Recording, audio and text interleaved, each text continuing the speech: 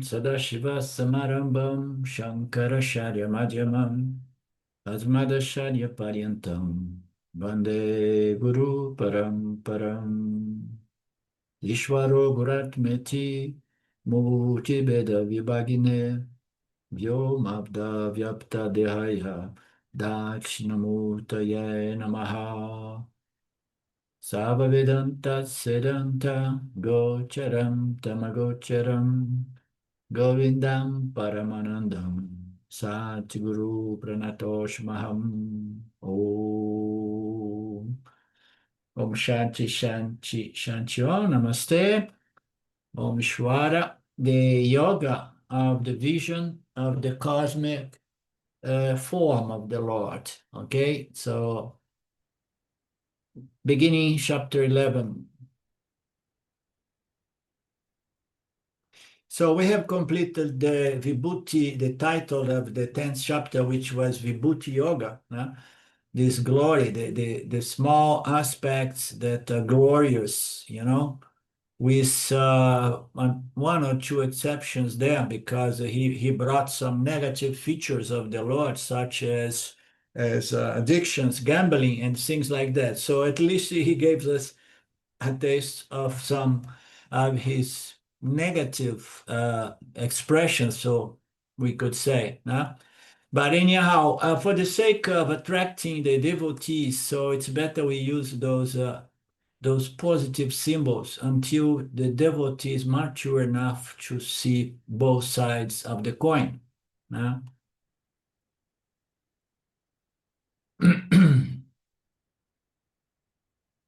So Gita has several chapters, and it's more or less like watching a TV series in the internet. Viśvarūpa darśana yoga.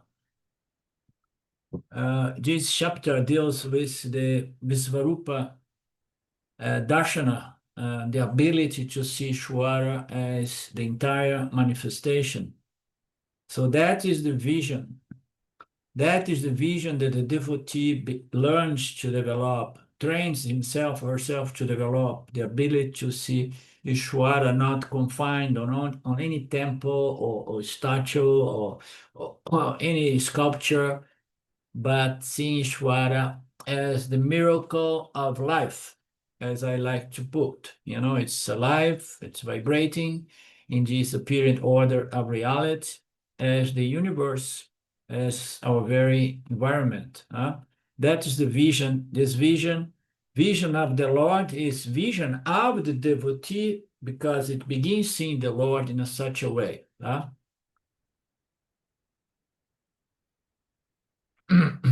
Viśvarūpa is the name of the Lord in its totality.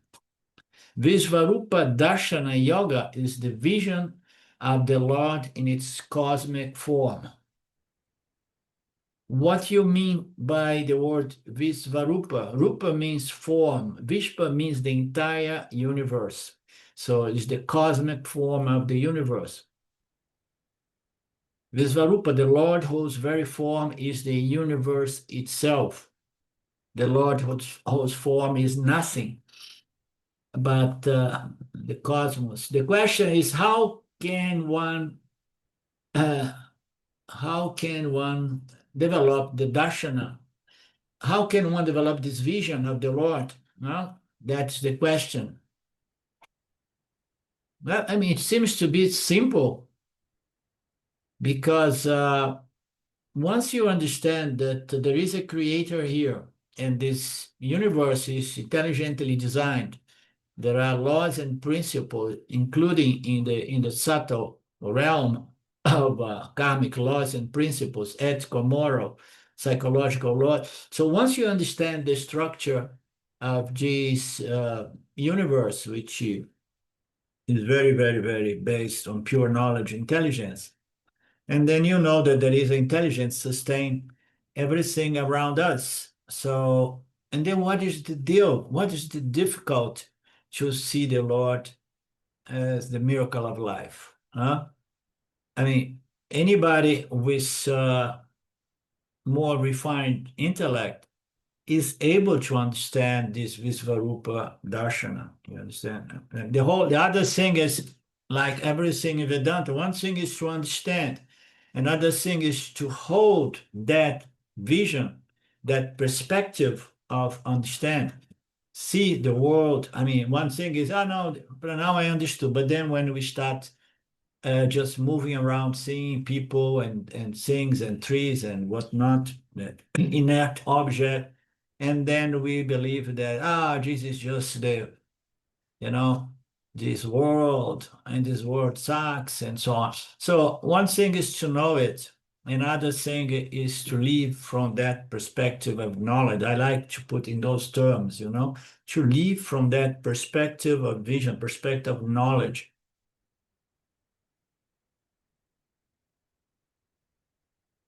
So the devotee wants to develop this darshan, this vision.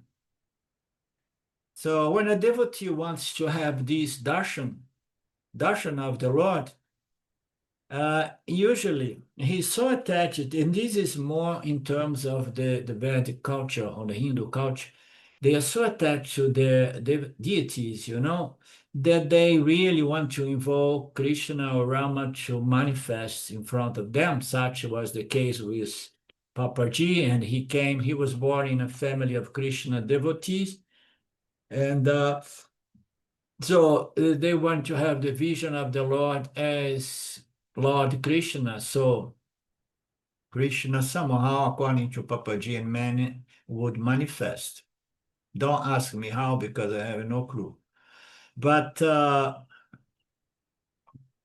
is one way to look. I want to have the vision of the Lord. The scripture talk about sadhanas to get this kind of vision of the Lord. I said I have no idea, because Papaji was born in a family that was doing puja to invoke Krishna. So there are techniques, there are all kinds of sadhanas to get the attention of these deities, So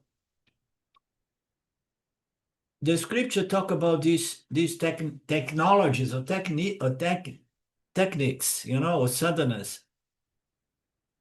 Such a darshan of a deity has a technical term called devata sakshatikaraha, the direct vision of the Lord, confined by a name and a form and certain attributes, as Rama, Krishna, or whoever. And to have such a darshana,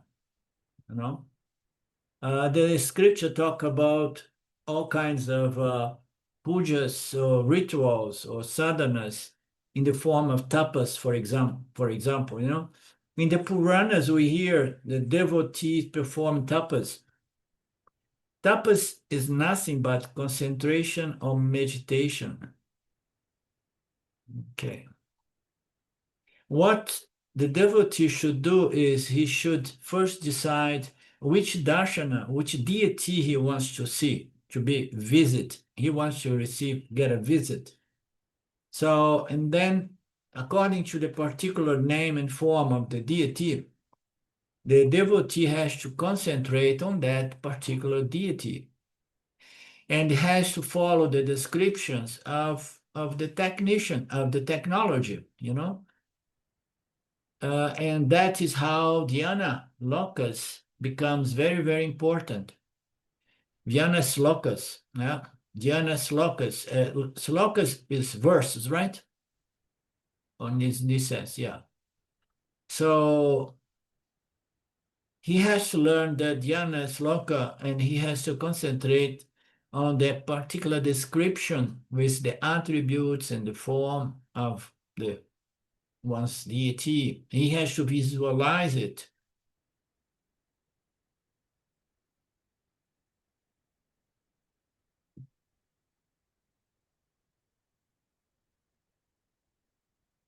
So there is a lot of things. There is even how many letters. They say that when you do sadhanas in terms of pujas and rituals, you have to find the technology to the letter, otherwise it does not work. But if you just grow a little bit more and then you don't need to follow any of these technologies, or techniques, or sadhanas, or rituals that needs to be done to the letters. So here they say it's a mantra, 6 letters, it should multiply, but I don't even go there.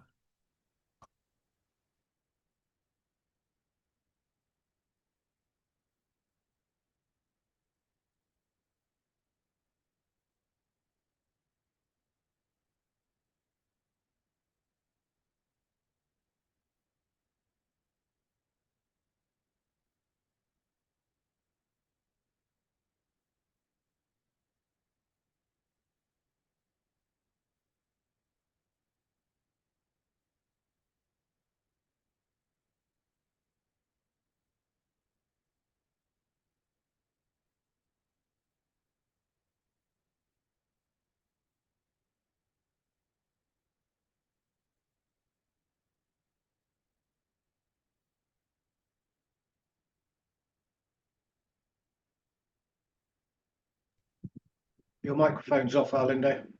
Yeah, I say I hope we did not cut the recording, and the weather is changing.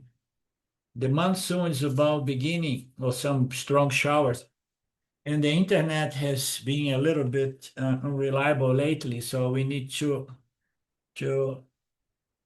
know that. So everything is good here. So here, Swami says something that I like to hear. I mean, it's clarified to me, okay? Because the first thing that crossed my mind is if you focus on something too much, and then the mind projects that object of desire, okay? Projection is something that the mind has the power to do so, no? And then when I start reading this here today, I say, yes, so to me, it's more like a projection that's happening within the mind of the devotee. So that is my take, okay? But Krishna, Swamiji is saying, but it's not a mental projection, it's the Lord himself with his Maya Shakti that will come and give darshana to devotee in that particular form. So immediately Swami here is saying something to correct my notion, idea, prejudice that it's all about projection, okay?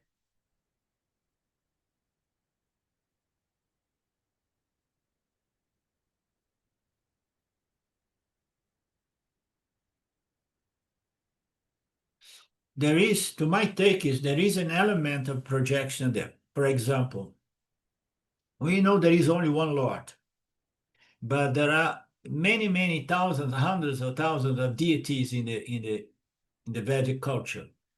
And these deities did not come like by chance. It came because the devotees, the Jiva, the Jiva, has a certain attitude of devotion and reverence to the Lord, and it's asking for protection about this, protection about that. And then this interaction, between Ishvara and the disciples, and disciples want some particular things here and there. And then by consensus, culturally, organically, these deities develop. There is only one creator, but then, according to our desires, we're going to be producing all these deities with the consent of Ishvara. Ishvara is consenting in everything, knowing that all of those worships are coming direct to Ishvara, because there is only one God, there is only one creator. Okay, those deities are kind of a projection. But when Swamiji says that it's the Lord himself, look how he puts it. It's not a projection, mental project, it's the Lord himself. It is Ishvara himself, the only God there is, with the power, the Maya Shakti, okay, that give darshan to devotee in that particular form that the devotee wishes to get. You understand? So the deities are kind of projection. But there is the power of the creator, there is energy such as Shaktis that can project, can allow the devotee to have that vision. This is the blessing, or the grace of the Lord, seeing a devotee who loves the Lord so much, but did not develop a viśvarūpa, a vision of the Lord, and then he says, so for the sake of this devotee, considering all the effort, I'm going to present myself limited by that namarupa, okay? So this exercise is called Devata Shakshatra. And we have got the stories of many devotees who had the darshan of the Lord and who had even talked to the Lord as this Devata, in what? Rama Rupa Ishvara Darshana or Krishna Rupa Ishvara Darshana. The vision of the Lord as Rama, Krishna, Ganesha, etc., etc. You see how things develop. I'm going to again refer to Papaji because he was born in that family. He had this culture, devotion toward the Lord Krishna. And then he was having those visions, those plays with Krishna, who would manifest to play with him. But at certain point, he was no longer satisfied. This was before he got to meet Ramana Maharaj. He was no longer satisfied. And somehow he heard or he understood that there was a God that was always ever present, and then he started going around trying to meet people who knows this God who is always ever present. That does not require a lot of sadhana to invite the God, And in doing this pilgrimage, looking for a God that would stick and stay at all times, he came back frustrated after some time. And then a sage knocked at his door in the northern area of India, and got some food from him and said, by the way, I understand that you want to meet God. Yes. And then go to this address. And then you know the story, right? And then he had to go all the way south. After a long time, he organized himself to go to the south to see God, because that sage gave this address. When he gets in the south, he said that the sage that knocked at his door was Ramana Maharaj. You know the story, Lynn? Okay, so I'm saying that to say that that with time and maturity, the disciple, the devotee, wants to have a better understanding of the nature of Saguna Ishvara, at least Ishvara that is manifest all around, never not around me, because that Ishvara is supporting my body, my mind, my system, the soil, the air, and the water that allows life. So, but it grows, and then one wants to have the viśvarūpa darśana of the Lord, no? So Papaji was very lucky because right away he got the vision of Nirguna Atma of the Lord, in contact with Ramana Maharaj. Now the question is, if you want to have the vision of the Lord as the universe itself, what to do? I don't need to do any sadhana or rituals or pujas. I just have to understand it, right? And that's Vedanta. It's the path of not path of doing, but the path of understanding. Even the level of mitya, of saguna, saguna mitya, saguna mitya, mitya is saguna. But as the entire manifestation, if you understand it, and then that knowledge is good, you don't need to do any puja, any ritual, nothing. You just understood.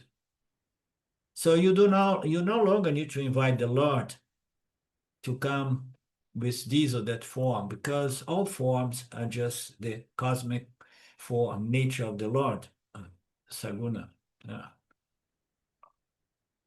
So all of that is gone. So what I'm going to do is my Ishta Devata, my private Devata. I lived my entire life, for example, being a devotee of Shiva, worshiping Shiva, and so on. Now what I'm going to do is that. I have that vasana, that habit. That's all right. It's good. The scriptures say keep it, you know. Just keep it like Nisargadatta used to keep, and many others, you know. So if you want to have the viśvarūpa, you don't need to throw away your Ishtadevata, you know. You keep your Ishtadevata, but know that Ishtadevata is just a symbol of the Lord, which is manifest through all name and forms. So with this viśvarūpa vision, you do not need to go anywhere or do anything to get the vision of the Lord. Should you invite the Lord in the form of the cosmos, the world, the universe? What do you feel if you say you have to invite the Lord? That means I have not understood the meaning of the word viśvarūpa. This is the most confusing chapter. Let's see, I like confusion because we need to undo the confusions, you know. So it is a very, very confusing chapter. If I understand the significance of the word viśvarūpa, it means I want to have the darśana of the Lord in the form of the entire world. And unfortunately, I cannot invite the Lord to come into my puja room because the entire world is huge and my room is very small. And furthermore, I cannot invite the Lord to come in the form of the world because the Lord is what? He is already here in the form of the world, even before I was born. So, the form of the Lord in the form, the darshan of the Lord in the viśvarūpa form is always ever here, present, has already arrived, never will go anywhere. So now, I don't need to do anything. I don't need to expect anything in the future because it's already here. I don't need to be afraid that it may leave me after some time because it's always around, sustaining our our body, mind, sense complex. The question is to have this darshan, what should I do? There is only one possible answer is I have to understand it clearly. This is Vedanta. It's all about understanding. And how beautiful. Oh,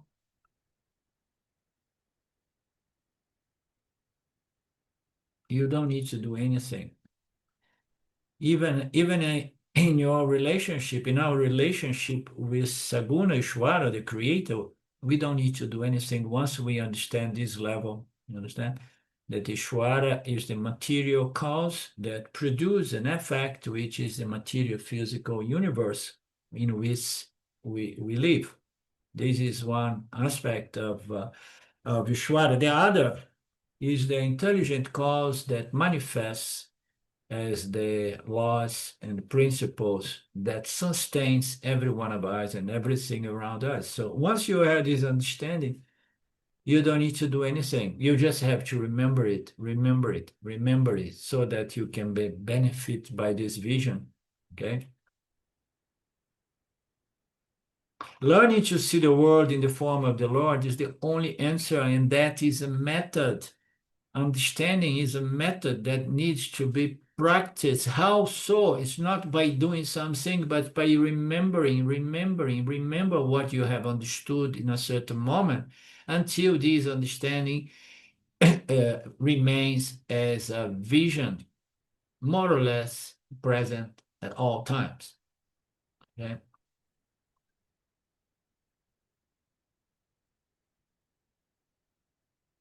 Shvara is going to be giving word. You see that now he's calling Shvara, the only creator, the only real God. Vishwara is always giving darshana in the form of the world we live. Therefore, viśvarūpa darshana is possible only by one method. No tapas, no doing, but Ishvara viśvarūpa is possible only by the means of knowledge, understanding. I have to train my mind to look at the very world around me as the manifestation, the physical manifestation of the Lord. I have to train my mind to look at this manifestation as held by the supreme intelligence, which is my favorite, privately talking to you guys, is my favorite vision of the Lord, the intelligence sustaining everything. I have to train my mind to see. And how can I train myself? There is only one method. I should assimilate these teachings. I should really understand. My intellect has to be fully satisfied because every knowledge happens in the intellect. The nature of Saguna Ishvara is a knowledge, extremely important knowledge. The intellect has to be satisfied with all this logic, all these teachings. And then once the intellect is fully satisfied, we have to train our intellect to see the world from this angle or perspective of understanding, a new angle. I should clearly understand, assimilate, and internalize these teachings. What teaching? The Lord is manifest 24/7 all around me, even as I sleep, as the material world and the intelligence, the supreme intelligence, knowledge sustaining the world. But viśvarūpa is about the material cause that produce effect, the material effect. The material effect is the universe, as we know, manifests to appear as this physical material universe. Every appearance obtaining in front of me is the Lord, and this Lord appearing as the universe is a mithya universe. We don't need to say that it's a mithya Lord as well, but it's very important that we don't look down at the mithya Ishvara. You understand? Because we live in mithya and we have to get this understanding mithya. And what is the understanding? Is that behind this mithya projection, there is one reality, and that reality is nirguna consciousness, nirguna atma. And I need to understand Saguna Ishvara in order to come to be prepared to understand the true nature of Saguna Ishvara as nirguna atma, my very, very, very same atma. So we need to understand, we need to develop this vision, because the Lord is appearing. Now, what I was going to say, since it is a mithya world, this mithya world is that which appears, it's available for experience, it's available for knowledge, you understand? But it's not really real. And one of the reasons is because it is in a constant flux of change.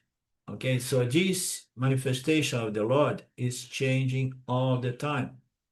So it's changing. It's okay, but it is what it is. It's beautiful. Later on, I'm going to have a thought in my mind and say, I would like to, now that I have a vision of God that is always ever present. Before it was as a result of a lot of tapas, a lot of pujas, a lot of sadhanas, and then it would come and would go. Now it's available all times.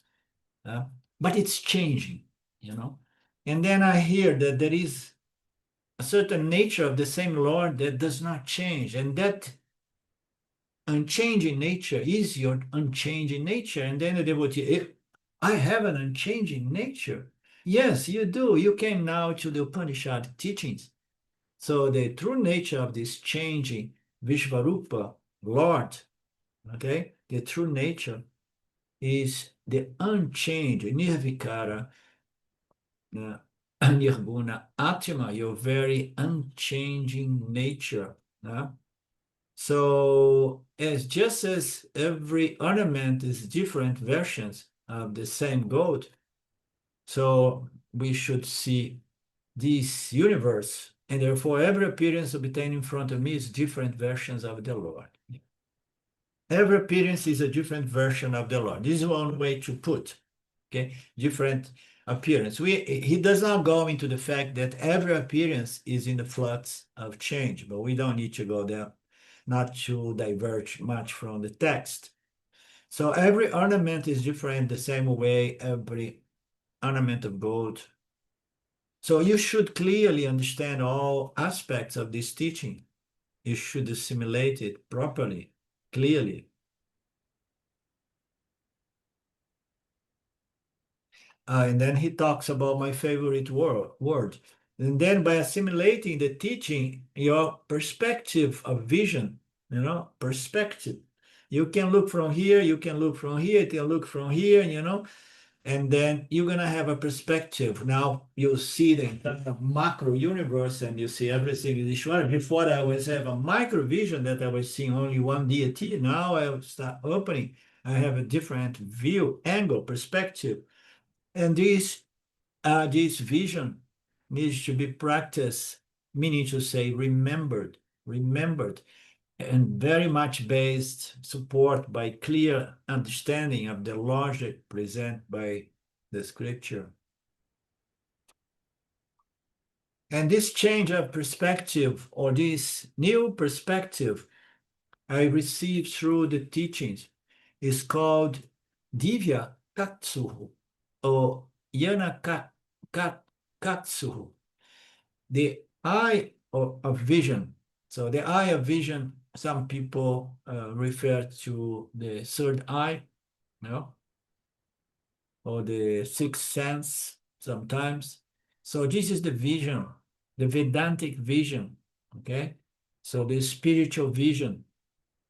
Now you see the Saguna Lord manifest 24/7 around yourself at all times. Now, so this is the new vision. And you need a certain eye. This eye is the eye of wisdom as revealed in the Vedas, the eye of understanding. That understanding is that the Lord alone manifests as everything, including the physical body and the subtle body of the devotee. Therefore, we understand the expression that this body-mind is a temple of God. Now, we need to understand that correctly, because some people make a big deal to feed the ego with that understanding. So no, it's just that everything is a manifestation of the one single Lord. Therefore, it's not the physical eye, it's not the mystic vision, because when we talk about the third eye, usually we go into those mystic or esoteric realms in which you have an epiphany and then you have a vision of the Lord as everything. The Lord is everything. No, it's not an epiphany kind of thing. It's just a common, simple understanding that changes one life's attitude. You cannot rely on epiphanies because they come and go. Understand is that which is always good once it is clearly and held at all times firm.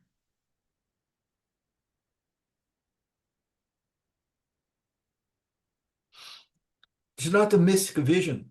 We are not talking about that. Vedanta never goes into mysticism or esotericism. He says in this 11th chapter, there is no mysticism involved.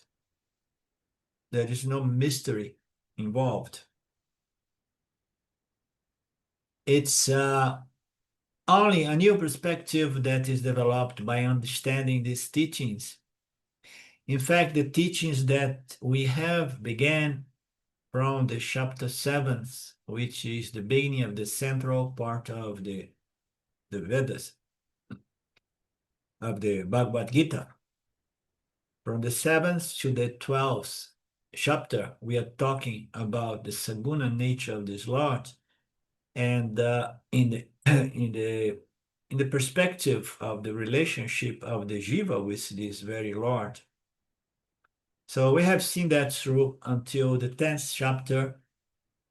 We are developing this understanding.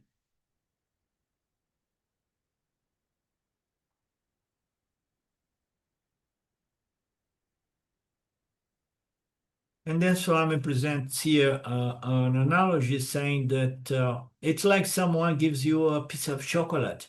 You love that chocolate. And then you look at the chocolate and immediately, straight away, you swallow it. That person says that this chocolate comes from Tirupati. Okay. So now you have got an additional information, because Tirupati is the place supposed to make the best chocolate in the world. So, but you swallowed it so quickly that you missed the possibility to enjoy it, from that angle of knowledge. Now something else was added to that chocolate.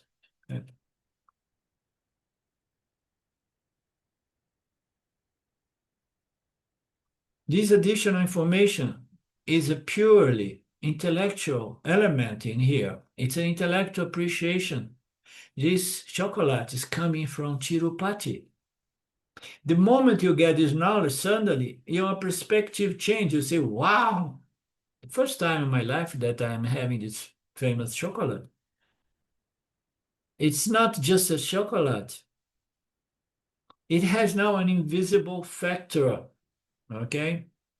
So when you are dealing with everything around us here, this physical material world, and we see it as just matter, is one thing. But when we see it as viśvarūpa, manifest as matter, that simple intellectual understanding brings about a devotional appreciation. Devotion is all about that.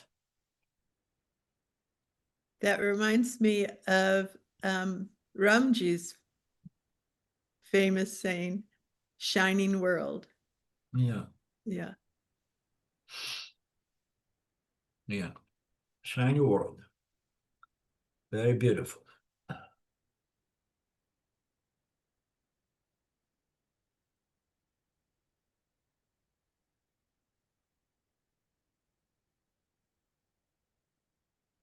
Okay.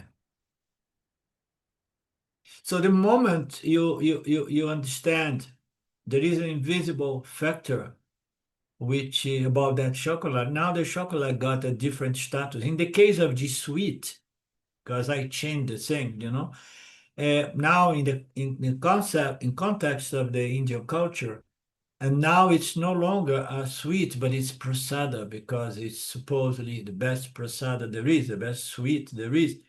So there is a status which has nothing to do with the quality of the sweet, but it's understanding, a knowledge, a piece of knowledge that increased my appreciation.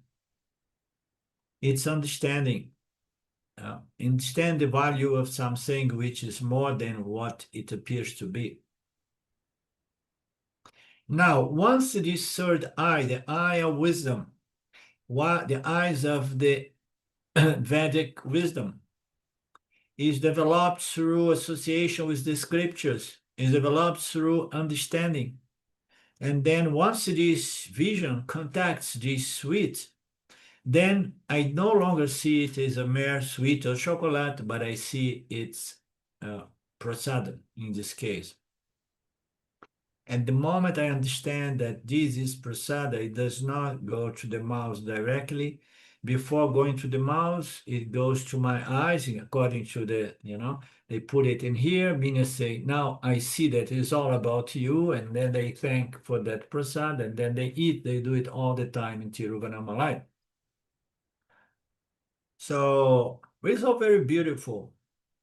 I don't know. If the world had not changed that much, and I would probably prefer to end my life in this physical body, in this physical realm in India, because even India has changed so much. Life there has become so almost unbearable for Westerners, such is level. Not to talk about geopolitical things, but the stress comes from the environment, so much pollution everywhere. How did this difference come about? Now I understood that everything around is the Lord, is an offering to us, so we better take it with reverence and love and gratitude, thanking the Lord for that. There is no difference. Chemically, it's the same sweet, the same chocolate, but now, due to its status, what is the status? So, to us here, everything is what it is, matter, and gives us pleasure or gives us pain, but now we understand that everything is the Lord. So the things that gives us pleasure and pain do not change in their chemical, physical configuration, but understanding that everything is prasad, even those objects that gives us pain, changes everything about that experience. The object is the same. If you do an analysis of the chemical structure or physical, you say there is no prasad here. There is no chemical called prasad. It has nothing to do with physicality. It's just an attitude for someone who has a certain vision. And it's, then it's vision, then it's projection. Oh, you guys, maybe you are all brainwashed or this and that.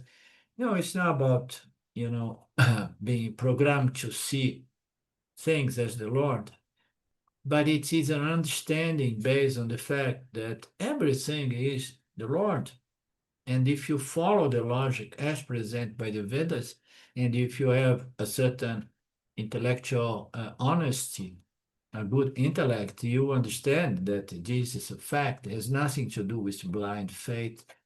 There's nothing to do with being brainwashed by a certain religion or anything, That's why I found Vedanta something incredible, because in all levels, the logic present is very convincing.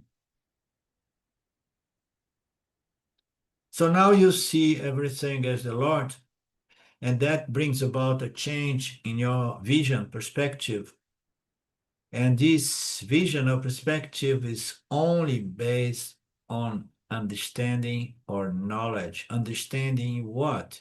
Understanding that we live within the manifestation of the Creator, because it is not apart from this projection. He is not apart. Nothing is apart from. We live within Saguna Ishvara. And it's very important that we understand this state. We get this stage of understanding, right. Similarly, a Nashtika also looks at the world. So a very, very materialistic, atheistic person, he sees it's a bundle of matter, of chemicals or protons or neutrons and so on. And so that is the world for anybody who does not have the sensibility to understand that everything comes from the Creator, that there is no creation without a Creator, and that this creation is designed intelligently. Therefore, there is an intelligent power behind all of that as well. So a person who does not have that sensibility, that refinement in one's intellect, will never see the subtle principles behind the inert matter. Yeah? But for a person who understands the Gita, Krishna's teachings, the world has got something more to it. This something more is not scientifically proved or detectable, and the scientists, and more we are moving into technologies, more society is becoming atheists or materialistic, and they look down on people like us, religious people like us, who understand the nature of God. It's not a question of believing God. I understand the nature of God is the proper statement for people like ourselves, you know? No, you believe. No, I don't believe. I understand the nature of God. But it can be only appreciable through the eyes of wisdom as presented by the Vedas. The eye is not the Vedas. The eye is my very eyes, the eyes of understanding, and the understanding has to be developed in the light of the teachings of the Vedas. The eye understand is within each one of us, but it needs to see in accordance, with the knowledge presented by the Vedas. Any intellect with that kind of sensibility and a good mind, a good intellect, will not object the logic as presented by the Vedas. Therefore, this 11th chapter, Krishna wants to communicate this idea. If you understand, assimilate, and retain this teaching, your perspective will change. The world will have an extra feature which is non-physical, and that feature is a divine feature which is going to provide you with the divine emotion, the so-called devotion, reverence, love, gratitude, and devotion towards this Creator. Once I learned to look at the very world as divine, I see that God is giving darshan at all times. I need not invite the Lord and so on.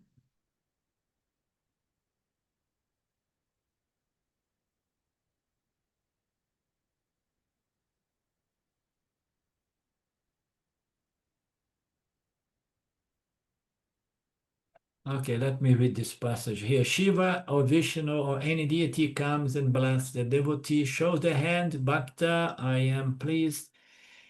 What do you want? Invariably, they ask for non-death state. They want immortality. And invariably, the Lord says, no, immortality is not possible as a body.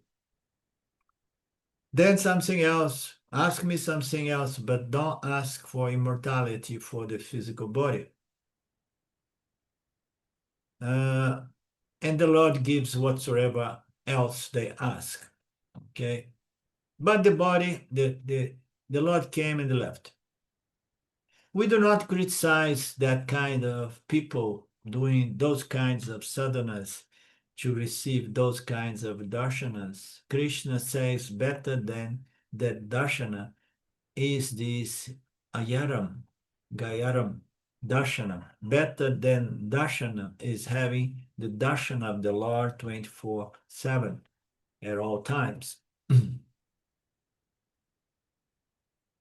When I drink water, when I see the sun, when I see the moon, when I'm entering the river, whatever I'm doing, I have got contact with the Lord. And remembering it makes a huge difference in our lives.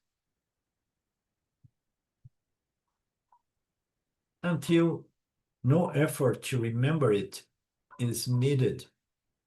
It's just it remains as an attitude of appreciation for every moment of interaction with the world. I have got contact with the Lord, which is Nitya Ishvara Sambandha. And if you want Nitya Ishvara, you have the translation of Nitya Ishvara Sambandha. What is Sambandha?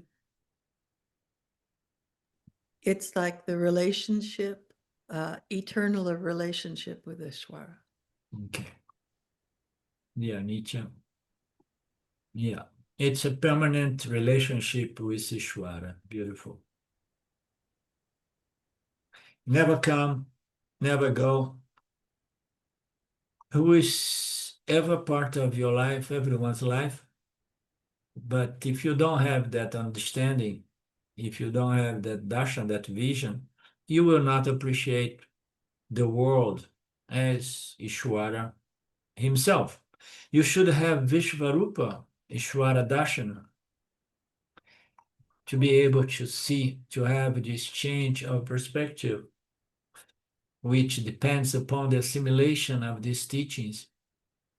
This is the important content of the 11th chapter. We can tell that this is a very nice chapter. Even though Swami anticipates that it can be confusing, I want to see what is confusing about this chapter. Well, we're going to see. I don't remember. Therefore, do not imagine viśvarūpa is another form of God. All forms appear and disappear. Viśvarūpa is the Lord, available at all times as the totality of all names and forms, everywhere. This is the background of this important chapter, Viśvarūpa Darshana Yoga. With this background, we're going to enter the first verse. Arjuna said, this supreme secret teaching named adhyātmam has been imparted by you for blessing me, Krishna. This delusion of mind has gone by due to these teachings. Somehow he refers to a secret teaching. Let's see what Swamiji says about that. Is openly available. It appears to be a secret because most people do not appreciate it. But it's not secretly held. It's not hidden. It's available. You don't need to make to be part of a secret school of knowledge, you know, that people have to be invited. No, it's available. Anybody can get in contact with these teachings. And it blesses the devotee. And it removes one's delusion. In this first 8 verse, the first 8 verses of this chapter, we get an introduction of the topic of viśvarūpa, but we got already an introduction, Swamiji. He said, no, we got an introduction in the past 10 chapters. And now, so Krishna wants to summarize, to convey to the teacher that Arjuna wants to summarize and wants to convey to the teacher that I have been closely listening to you and my delusion seems to be gone by now. Oh Lord, I was not spacing out. I was not sleeping off. Therefore, he's going to summarize in 2 verses this concept.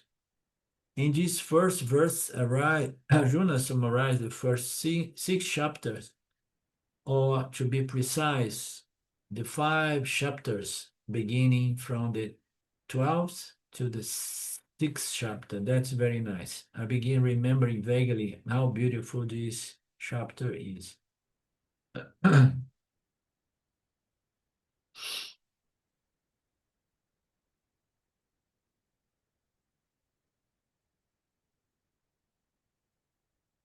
In the first chapter, there is no teaching to be summarized. We know that. The teachings begins from the 2nd chapter. The Gita begins from the 2nd, and the first section is from the 2nd to the 6th chapter. And that's what Arjuna summarized, the 2nd to the 6th chapter. And what is the sense of these 5 chapters? The sense is Jiva viśvarūpa. So the first 5 chapters, the teachings were about the nature of Jiva Atma, the description of the essential nature of the individual Jiva, and what is the essential nature of the individual vision, Jiva, not the physical body. Physical body is only a superficial vesture. If you remember the 2nd chapter, the physical body is only a temporary dress, which we have taken at the time of birth and which we'll have to divest or shed at the time of death. Therefore, body cannot be myself. The mind, later on, will get another body. The mind with association with the new body is called birth. The mind with dissociation with the old body is said to be death.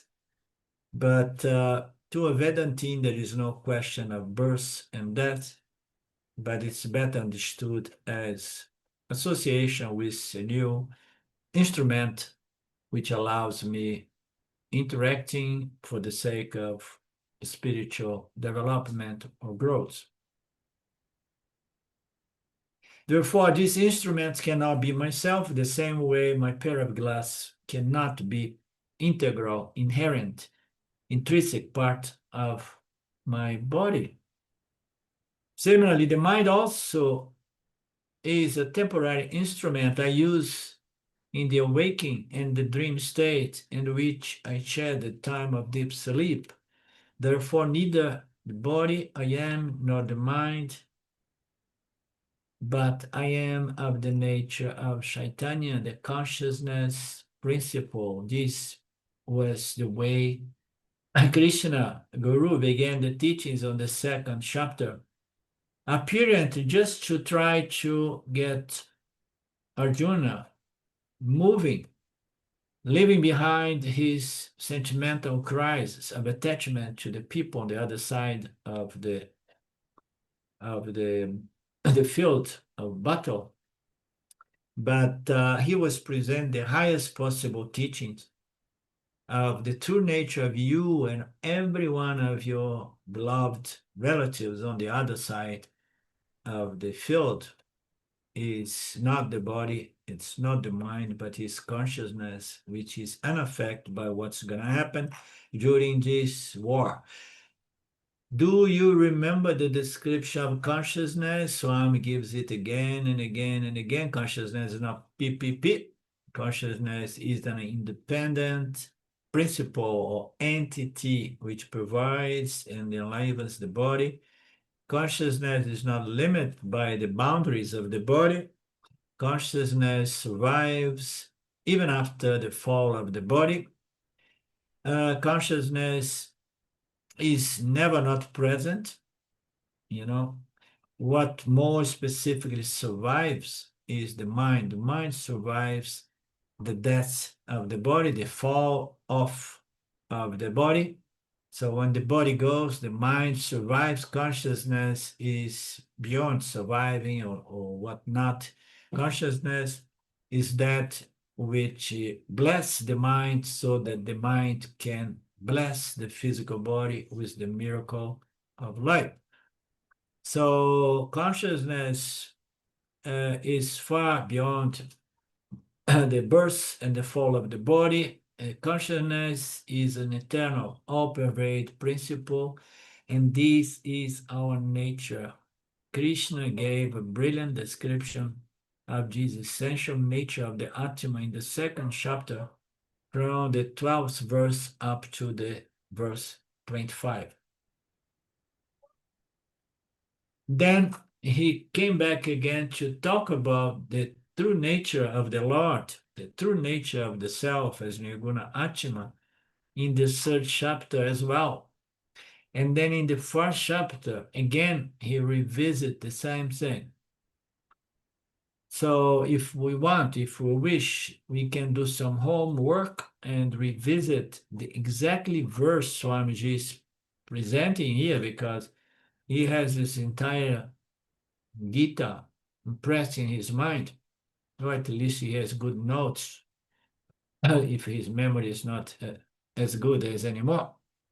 But I believe he has it memorized exactly verse by verse, in which Krishna Guru presents the essence of the Upanishad teachings. the 5th chapter, verse 3, 4, 5, and 6. And Arjuna says, I have understood all of that very well. He's saying this verse now. Arjuna is very grateful, and he says, the teaching was given by you. It was blessing me, giving to me, imparted to me, and there was a certain purpose. The purpose was to remove my delusion.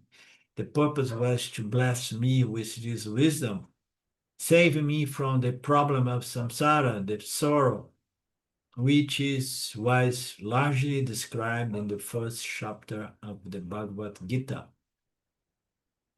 What is the title of this 1st chapter? Arjuna Visada Yoga. There, yoga does not mean spiritual sadhana. Sorrow is not a spiritual sadhana. The 1st chapter was Arjuna sorrow, Arjuna sadness, Arjuna grief, Arjuna emotional, sentimental cries that somehow compromised his discrimination. He says, everyone, before we grow to begin this spiritual process, we are expert in suffering, in sorrow. Therefore, Arjuna Visada Yoga means the 1st episode in which Arjuna was very sad, suffering the sorrow inherent to every human being living under the spell of spiritual ignorance. Okay.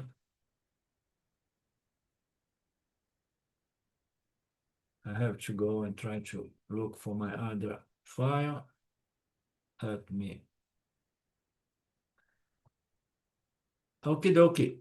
So we meet again coming Monday, Tuesday.